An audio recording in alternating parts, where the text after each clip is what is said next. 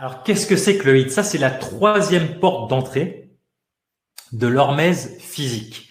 HIIT, en anglais, ça veut dire High Intensity Interval Training. Ça veut dire le sport fractionné haute intensité.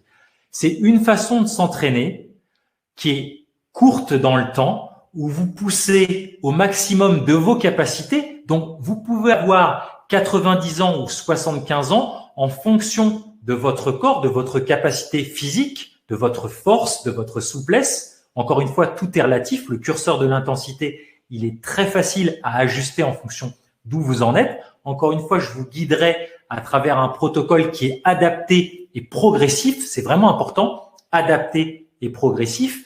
Et vous allez voir qu'en 4 minutes, par exemple, avec un protocole qu'on appelle Tabata, eh bien, ça équivaut pareil à 45 minutes de sport à intensité moyenne. En 4 minutes, c'est une façon fun, encore une fois. Ça, c'est important de rééprouver du plaisir dans l'activité physique. C'est une façon fun de se challenger et d'expérimenter son corps, de reprendre contact avec son corps, de refaire du sport qui va stimuler énormément de choses vertueuses dans votre corps. Il y a toujours cette cascade, cette même cascade hormonale et enzymatique qui se stimule dans votre corps à travers la chef de file. C'est une hormone qu'on appelle la PGC1 alpha. Et ce qui est génial, c'est que peu importe la porte d'entrée, la pratique hormétique que vous choisissez, là on a déjà vu l'apnée, on a vu le froid, on aurait pu parler du chaud aussi, mais on le verra prochainement. Là, on parle du sport haute intensité court intervalle. Ça stimule toujours ce chef de file qui est la PGC1 alpha, qui va stimuler, comme le disait Ambre, la transformation de la graisse blanche en graisse brune à travers l'irisine et à travers d'autres hormones qui vont permettre cette transformation. Je pense aussi, ça va stimuler notamment la croissance neuronale à travers une hormone qu'on appelle la BDNF, Brain Derived Neurotrophic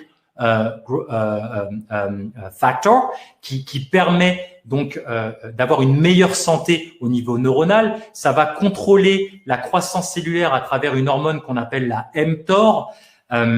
Ça a vraiment ces stress hormétiques ont vraiment la vertu de stimuler cette cascade physiologique neuro-hormonale qui va vraiment renforcer votre immunité et qui va vraiment, encore une fois, comme je le disais au début de la séance, qui va favoriser la biogénèse, on appelle ça de mitochondries, la fabrication de nos usines à gaz au niveau cellulaire. Et en plus, on gagne du temps pour le coup pour ceux qui sont tout le temps, qui ont l'impression de pas avoir le temps de faire de sport.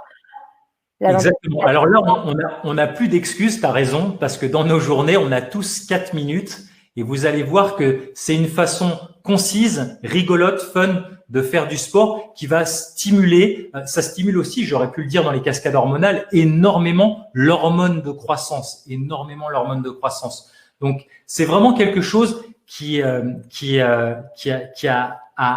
différents niveaux va vous stimuler, va stimuler votre feu intérieur et votre vitalité.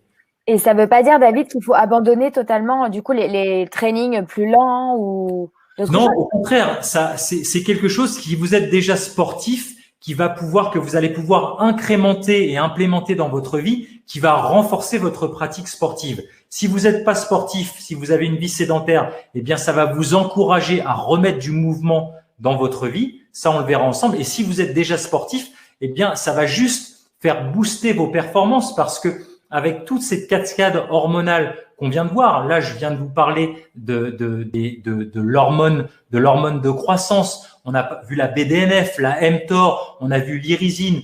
Tout ce que va gérer cette PGC1 alpha va vraiment être une cascade neuro-hormonale qui est vertueuse et qui va littéralement, tu sais bien que j'aime bien parler de biohacker, c'est vraiment du biohacking pour augmenter ses performances physiques.